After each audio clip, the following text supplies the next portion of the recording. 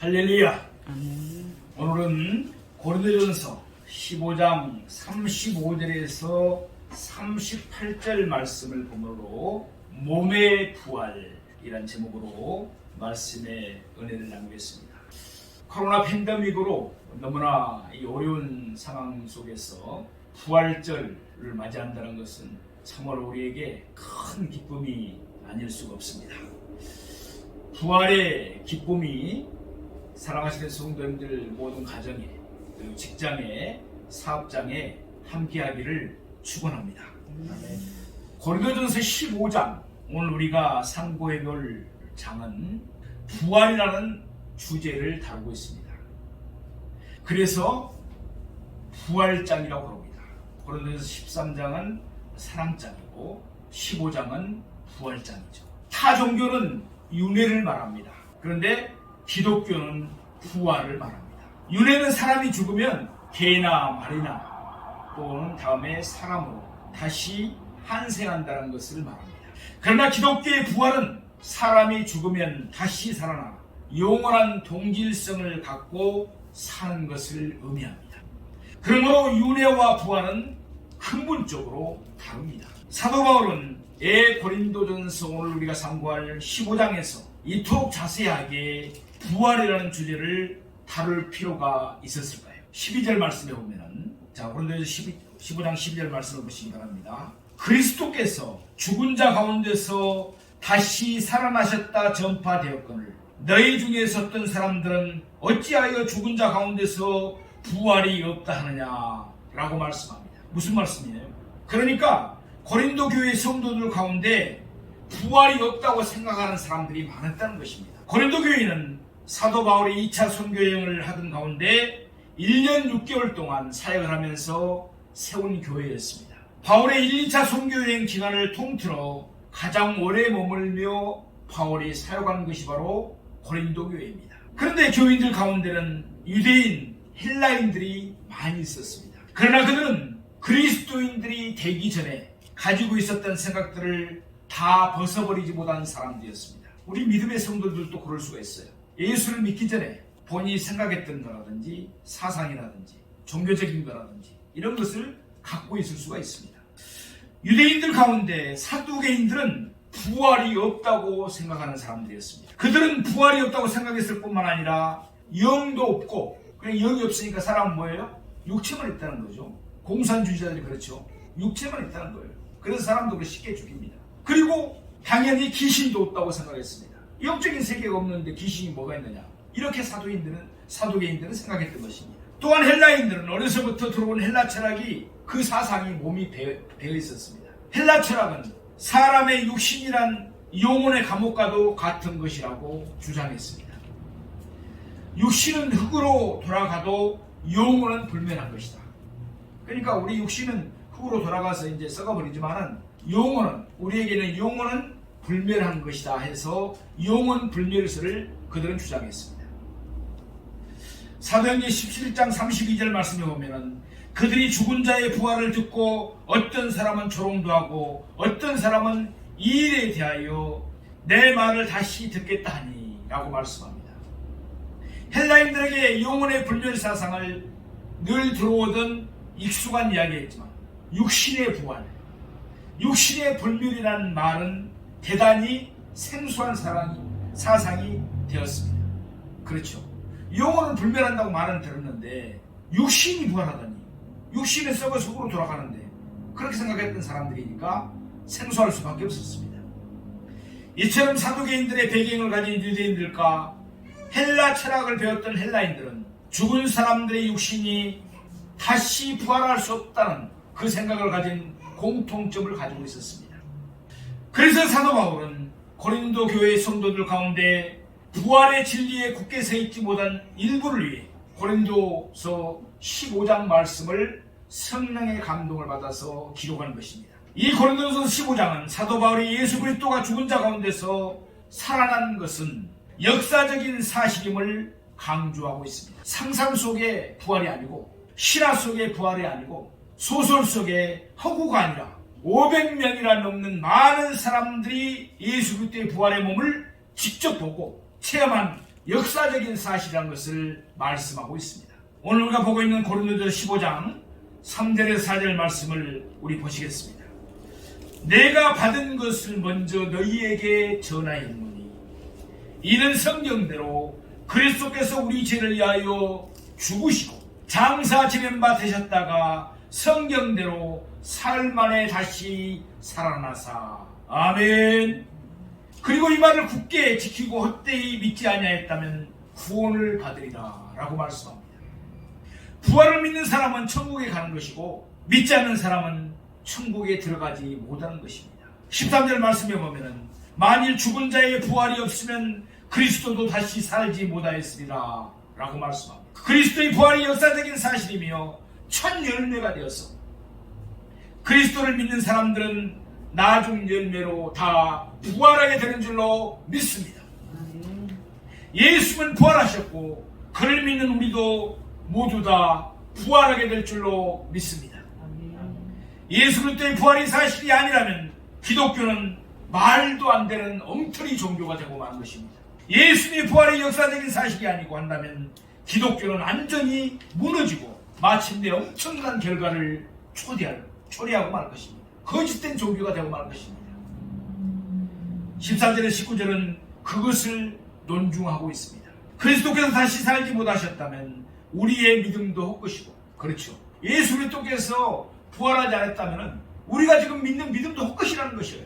부질없는 일이라는 것이에요. 쓸데없는 것이라는 것이에요. 우리 전하는 복음도 헛것이고, 성도들은 망한 존재이며 세상에서 가장 불쌍한 존재가 된다는 것입니다. 부활에 없는 기독교 예수를 믿어서 뭐하느냐? 다른 사람들은 지금 이 꽃구경 가고 이 좋은 계절에 어제 토요일부터 오늘 주일까지 1박 2일로 다 여행 가고 그러는데, 예수 믿는 사람들은 이렇게 주일 성수를 위해서 교회에 나와서 예배를 드리고, 또 아니면 코로나 바이러스 팬데믹으로 인해서 가정에서 예배를 드리는 것이 무슨 의미가 있느냐 이거예요. 그리스도인들은 헛것을 믿고 헛것을 전파하고 헛것을 소망하며 인생을 낭비하는 헛된 존재들이 되고 말 것입니다. 부활이 없다면. 그러므로 하나님의 원수인 사단은 부활의 진리를 공격하는 것입니다. 부활의 교리를 무너뜨리려고 사단들은 엄청난 일들을 하고 있는 것입니다. 그러나 기독교는 무너지지 않습니다. 기독교는 점점 더 확산되었고 점점 더 널리 전파되었습니다. 아무리 많은 사람들이 기독교 진리를 공격해도 무너지지 않았습니다. 공격하는 자가 무너지면 무너지지 절대로 기독교는 무너지지 않았습니다. 그러나 여전히 21세기 오늘 우리가 사는 이 세상에 사두개인 같은 사람들이 많이 있고 헬라 철학의 사상을 가지고 있는 사람들도 많습니다. 영혼 불멸이라는 이야기를 해도 육신 불멸을 믿지 않는 사람들이 많지가 않습니다. 영혼은 그래 불멸할 수 있지만 육신이 어떻게 다시 부활하느냐 믿지 않습니다. 이들은 모두 사단의 마귀에게 속고 있는 것입니다. 사단의 미혹에 빠지고 있는 것입니다. 그러므로 고린도서 15장은 대단히 중요한 장입니다. 부활의 진리는 기독교의 존망이 걸려있는 아주 핵심적인 교리인 것입니다. 15장 35절은 부활을 믿지 않는 사람들의 질문입니다. 그들이 어떻게 질문합니까? 누가 묻기를 죽은 자들이 어떻게 다시 살아나며 어떠한 몸으로 오느냐 하리니, 죽은 자가 어떻게 살아나느냐, 그리고 죽은 자가 어떠한 몸으로 오느냐, 이렇게 묻는다는 것이에요. 이 질문은 사실은 몰라서 묻는 질문이 아니라 빈정되며 병물조로 지금 하는 이야기입니다. 죽은 사람이 어떻게 다시 사는 일이 가능하느냐, 어떤 모습으로 오겠느냐, 건들거리는 질문인 것입니다. 그러나 바울은 그런 질문을 진지하게 받아들여 답변하고 있습니다. 첫째, 죽은 자들이 사는 것이 가능한가? 두 번째, 죽은 자들이 다시 산다면 어떠한 몸으로 오는가? 이 질문에 답해주고 있습니다. 첫 번째 질문에 답해주고 있습니다. 첫 번째 질문은 뭐였습니까? 부활은 가능한 일인가? 죽은 자들이 어떻게 다시 살아나느냐? 부활이라는 것이 도대체 가능한 말이냐? 그리스도인들은 불가능한 일을 믿고 있는 것이 아니냐? 전에도 없었고 본 적도 없고 어찌 예수 그리스도가 죽은 자 가운데서 부활했다고 주장을 하느냐? 사람은 육신만 가지고 사는 존재가 아닙니다. 우리는 육신만 있는 것이 아니에요.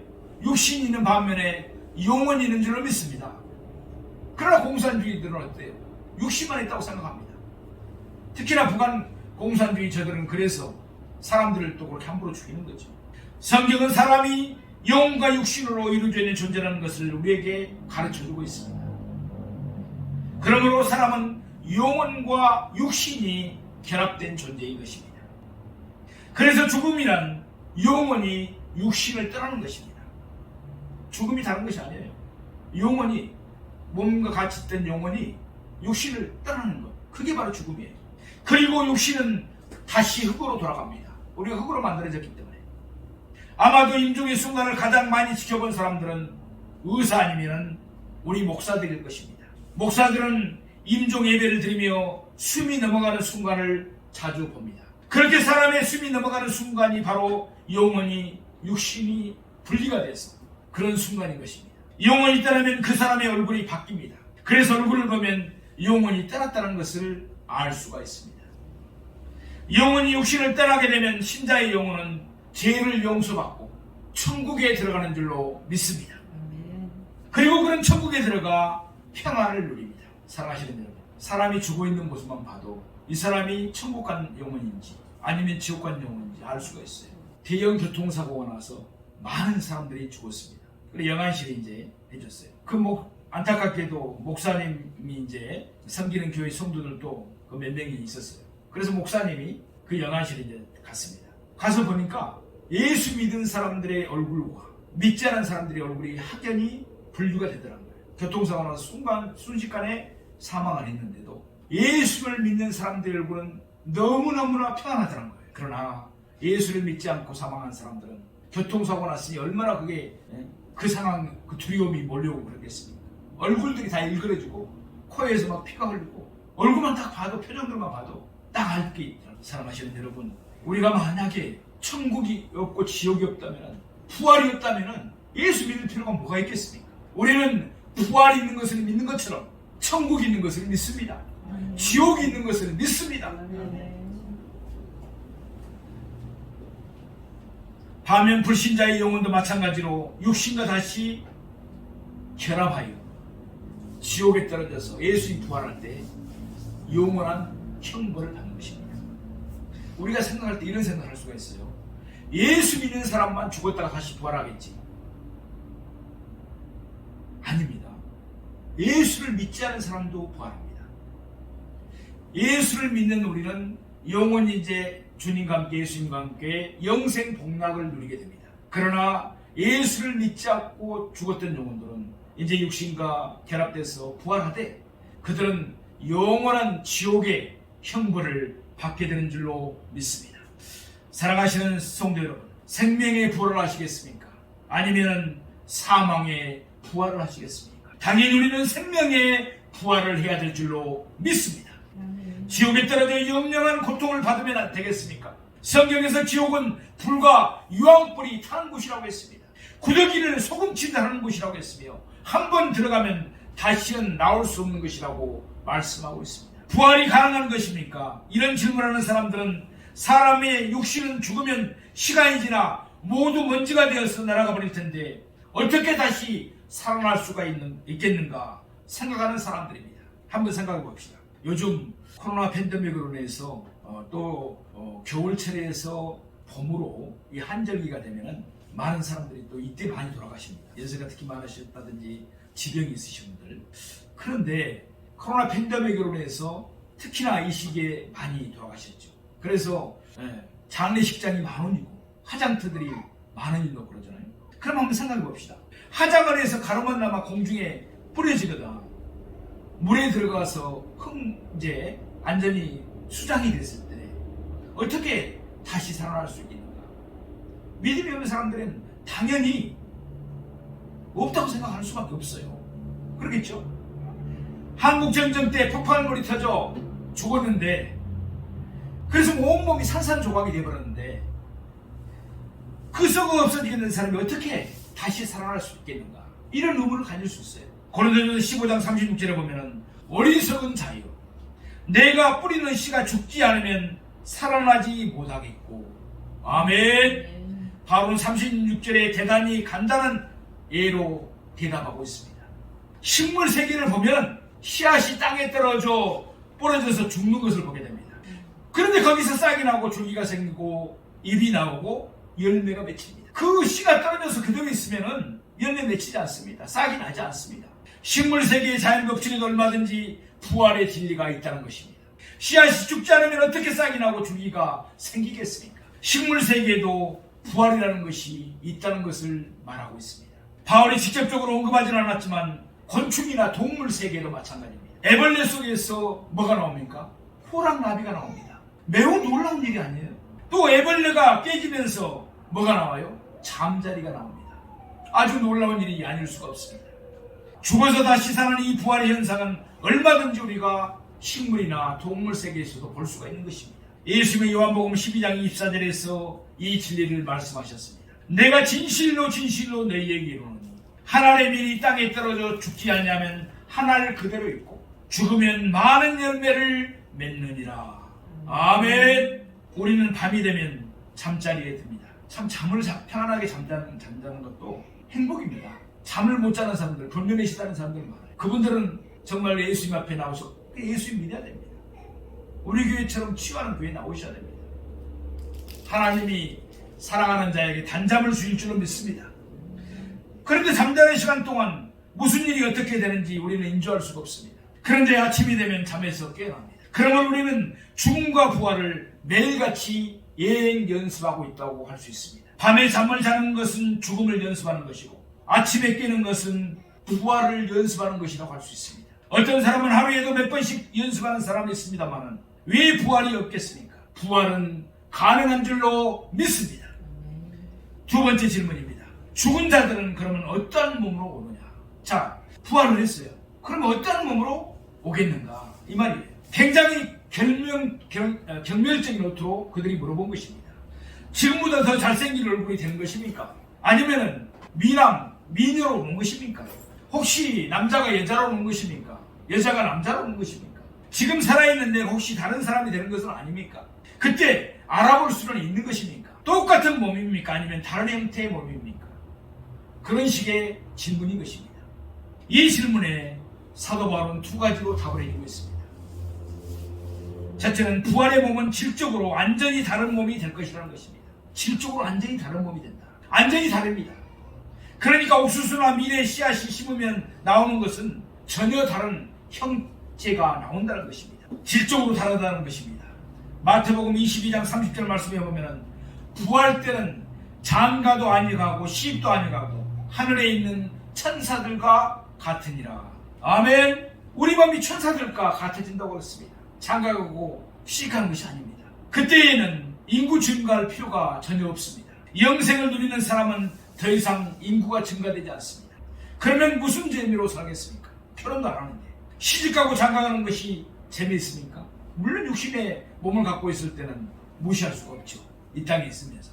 그것 없이도 천국은 엄청나게 재미난 일이 많이 있다는 것입니다. 이 세상에서는 시집장가 가는 일이 재미난 일일 수도 있지만 천국에서는 계산에 늘 가치도 없는 좋고 행복한 분들이 가득 차 있다는 것입니다. 현재의 몸은 육신의 능력도 약하고 정신의 능력도 약하고 공간의 이동도 제한되어 있습니다. 그러나 부활의 몸은 천사들처럼 되어서 육신적, 정신적 공간의 이동의 능력도 천사들처럼 되는 것입니다. 그러니까 자유롭게 문을 안 열어도 이동을 할 수 있는 거예요. 요한복음 20장 26절에 보면 우리가 그 사실을 알 수가 있습니다. 8해를 지나서 제자들이 다시 집안에 있을 때 도마도 함께 있고 문들이 닫혀 있었는데 예수께서 오사 가운데 서서 이르시되 너희에게 평강이 있을지어다 하시고 아멘. 예수님이 부활하신 후 도마를 찾아가신 장면입니다. 부활의 몸은 닫혀져 있는 문을 그대로 통과합니다. 벽이나 장과 같은 장애물의 제한을 받지 않는다는 것입니다. 지금은 목적지를 가기 위해서 비행기나 배를 타고 가야 하지만 그때에는 여행이나 관광도 범주가 달라질 것입니다. 어쨌든 우리의 몸은 천사의 몸처럼 되는 것입니다. 빌립보서 3장 21절 말씀입니다. 그런 만물을 자기에게 복종하게 하실 수 있는 자의 역사로 우리의 낮은 몸을 자기 영광의 몸의 형체와 같이 변하게 하시리니 아멘. 현재 우리 몸은 낮은 몸입니다. 때로는 아프기도 합니다. 때로는 장애가 생길 수도 있습니다. 그러나 부활의 몸은 영광스러운 몸이 된다는 것입니다. 우리는 부활할 때 천사처럼 되고 예수님이 부활하셨을 때 몸처럼 되는 줄로 믿습니다. 자, 우리 고린도전서 오늘 15장 42절에 44절을 같이 한번 보시겠습니다. 죽은 자의 부활도 그와 같으니 썩을 것으로 심고 썩지 아니할 것으로 다시 살아나며 욕된 것으로 심고 영광스러운 것으로 다시 살아나며 약한 것으로 심고 강한 것으로 다시 살아나며 육의 몸으로 심고 신령한 몸으로 다시 살아나니 육의 몸이 있은즉 또 영의 몸도 있느니라. 아멘. 현재의 몸과 부활의 몸이 어떻게 다른가를 자세하게 설명해 주고 있습니다. 현재 우리의 몸은 썩을 몸이고 욕된 몸이고 약한 몸입니다. 육의 몸이고 낮은 몸입니다. 그러나 부활의 몸은 썩지 않을 몸이고 영광스러운 몸이고 강한 몸이고 신령한 몸이 된다는 것입니다. 제 아무리 피트니스 센터에 가서 헬스클럽에 가서 자기 몸을 만들고 병원에 가서 보톡스 주사를 맞거나 성형수술을 받아도 사람의 낮은 몸은 부활의 몸처럼 변화될 수가 없습니다. 하나님 우리를 변화시키는 그 몸과 비교할 수가 없다는 것입니다. 우리 성도님들이 아예적인 것에 그렇게 많이 가꾸지는 않지만 세상 사람들은 요즘 헬스클럽에 가서 몸을 만드니 또 여성들은 또 날씬한 몸매를 만드니라고 정신이 없는 사람들을 우리가 많이 봅니다. 그렇습니다. 현재의 몸은 추한 몸이지만 부활의 몸은 영광스러운 몸이 될 것입니다. 현재의 몸이 부활의 몸으로 변하는 것은 오랜 기간이 걸쳐서 일어나는 것이 아닙니다. 우리 주 예수 그리스도께서 재림하시는 날, 예수님이 이 땅에 재림하시는 날 순식간에 호련히 일어나는 것입니다. 우리 15장 51절에서 52절 말씀을 보시겠습니다. 보라 내가 너희에게 비밀을 말하노니 우리가 다 잠잘 것이 아니요 마지막 나팔에 순식간에 호련히 다 변하리니 나팔 소리가 나매 죽은 자들이 썩지 아니할 것으로 다시 살아나고 우리로 변화되리라. 아멘. 현재의 몸과 부활의 몸은 질적으로 다르다는 말씀입니다. 또 현재의 몸과 부활의 몸은 동일성과 연속성이 있다는 것입니다. 오늘날을 살아가고 있는 어떤 사람이 부활하면 그 사람이 다른 사람이 되는 것이 아니라 바로 그 사람이 된다는 것입니다. 베드로가 부활하면 베드로가 되고 바울이 부활하면 바울이 됩니다. 그리고 제가 부활하면 제 자신이 되는 것입니다. 동질성이 있다는 것입니다. 그 사람이 지니고 있는 독특한 인격적인 특성들은 유지되면서 영화된 동일한 사람이 된다는 말씀입니다. 그러므로 부활하면 서로 알아볼 수가 있는 것이고 현재의 몸과 연속성 있는 존재가 된다는 것입니다. 그러므로 우리가 천국에 가면 먼저 천국 가신 성도님들 또 부모님들 다 알 수 있다는 것이에요. 39절에서 40절 말씀을 한번 다시 보겠습니다. 39절에서 40절 말씀입니다. 육체는 다 같은 육체가 아니니 하나는 사람의 육체요 하나는 짐승의 육체요 하나는 새의 육체요 하나는 물고기의 육체라. 하늘에 속한 형체도 있고 땅에 속한 형체도 있으나 하늘에 속한 것의 영광이 따로 있고 땅에 속한 것의 영광이 따로 있으니 라고 말씀합니다. 사랑하시는 여러분, 땅의 몸과 하늘의 몸 사이에 차이가 있다고 할지라도 짐승이 되는 것은 아닙니다. 사람이 짐승이 되는 것을 믿습니까? 짐승이 될 수가 없습니다. 사람의 몸은 사람의 몸이 되고 물고기의 몸은 물고기의 몸이 되는 것입니다. 새는 새가 되고 그렇게 되는 것입니다. 부활할 때도 마찬가지입니다. 저는 남이 되는 것이 아니고 남이 제가 되는 것이 아닙니다. 그러므로 현재의 몸과 부활의 몸 사이에는 질적인 차이는 있지만 동일성도 있는 것입니다. 차이성과 동일성이 함께 공존한다는 것이 바로 오늘 성경의 말씀입니다. 그렇다면 우리는 이 진리를 우리 삶에 어떻게 적용할 수 있을까요? 세 번째, 우리 삶에 적용하는 것을 한번 상고해 봅시다. 우리 몸에는 아무리 가꾸고 투자를 해도 결국 약해져 모두 죽을 수밖에 없습니다. 이 몸을 가지고 영원히 살 수가 없습니다. 그래서 우리는 우리의 몸이 약하고 일시적이고 영원히 살 수 없는 몸이라는 것을 늘 기억하면서 살아야 합니다.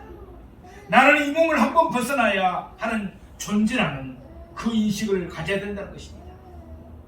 시편 103편 15절 말씀에 인생은 그날이 풀과 같으며 그 영화가 들의 꽃과 같도다 라고 말씀합니다. 그렇죠. 참 인생이 들의 풀과 같습니다. 안개 같고 나그네 같습니다. 70, 80 요즘은 뭐 이렇게 90까지 이렇게 100세까지 사시지만 짧아요. 또 명예를 많이 갖고 영화가 있다고 그러는데 그것이 영원하던가요? 들의 꽃과 같습니다. 우리의 몸은 진토에 불과합니다. 흙에 불과하다는 것이에요. 티끌에 불과해요. 그러나 그것이 끝이 아닙니다. 우리의 몸이 진흙으로 만들어져서 진흙으로 돌아가는 것으로 인생이 끝입니까? 그렇다면 우리가 예수를 믿을 필요가 없다는 것이에요. 우리에게는 영광스러운 부활의 몸이 기다리고 있습니다. 영광스러운 부활의 몸이 우리를 기다리고 있다는 것을 신비에 새깁시다. 혹시 현재의 몸에 장애가 있다 할지라도 부활의 몸은 안전히 아름다운 영광스러운 몸이 되는 것입니다. 이 땅을 살아가는 사람들 중에는 얼굴색이 조금 검은 사람도 있고 비율이 조금 맞지 않거나 몸의 구조가 어긋난 사람도 있습니다. 이처럼 현재의 몸에는 우리의 생각에 만족스럽지 못한 부분이 있을 수가 있습니다. 그러나 부활의 그날이 되면 영광스러운 몸으로 다 갖게 될 줄로 믿습니다. 그러면 몇 살의 나이로 부활하게 될 것인가? 사실 성경에 그것이 없기 때문에 그것은 저도 알지는 못합니다. 그러나 성경학자들은 말하기를 젊은 시절의 몸처럼 그런 형태가 되지 않겠느냐.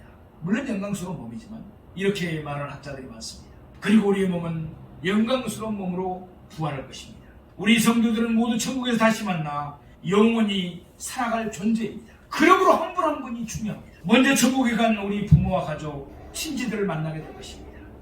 그곳에서는 더 이상 헤어짐이 없습니다. 이별이 없습니다. 질병에 시달릴 고통에 시달릴 필요가 없습니다. 피곤함도 없습니다. 눈물도 없습니다. 고통도 없는 것입니다. 사랑하시는 성도 여러분, 금년에도 어김없이 코로나 팬데믹 상으로 어려운 상황에도 부활절은 찾아왔습니다. 이날 예수님의 부활을 기념하는 날에 우리 모두 주님 주시는 약속 위에 믿음 위에 굳게 서는 우리가 되기를 소망합니다. 아멘. 고린도전서 15장은 성도의 몸도 부활하지만 주님을 위해 충성했던 우리의 봉사와 헌신도 영원한 상급이 될 것이라고 말씀하고 있습니다. 오늘 고린도전서 15장 58절을 보셨습니다. 그러므로 내 사랑하는 형제들아 견실하며 흔들리지 말고 항상 주의 일에 더욱 힘쓰는 자들이 되라. 이는 너희 수고가 주 안에서 헛되지 않는 줄 압니다. 아멘. 교회에서 무엇으로 봉사하든지 하나님의 일을 위해서 무엇으로 충성하든지 그날이 되면 부활의 몸을 입고 전부 우리의 상으로 된다는 말씀입니다. 누가복음 14장 14절에도 그리하면 그들이 갚을 것이 없으므로 내게 복이 되리니 이는 의인들의 부활 시에 내가 갚음을 받겠음이라 하시더라. 무슨 말씀이에요? 가난한 자, 장애인 등 그 사람들은 우리가 선을 베풀고 사랑을 베풀어도 어떻게 보면 갚을 것이 별로 없어요. 그 사람들을 위해서 섬겼다고 세상이 몰라주고 설령 목사님도 보지 않았기 때문에 몰라주더라도 다른 성도들이 몰라준다 할지라도 부활의 때가 되면 주님께서 예수님께서 다 갚아주시겠다는 말씀입니다. 아멘. 우리가 하나님 나라와 그의 일을 위해 수고했던 모든 것들에 대해서 주님께서 반드시 상급으로 갚아주실 것입니다.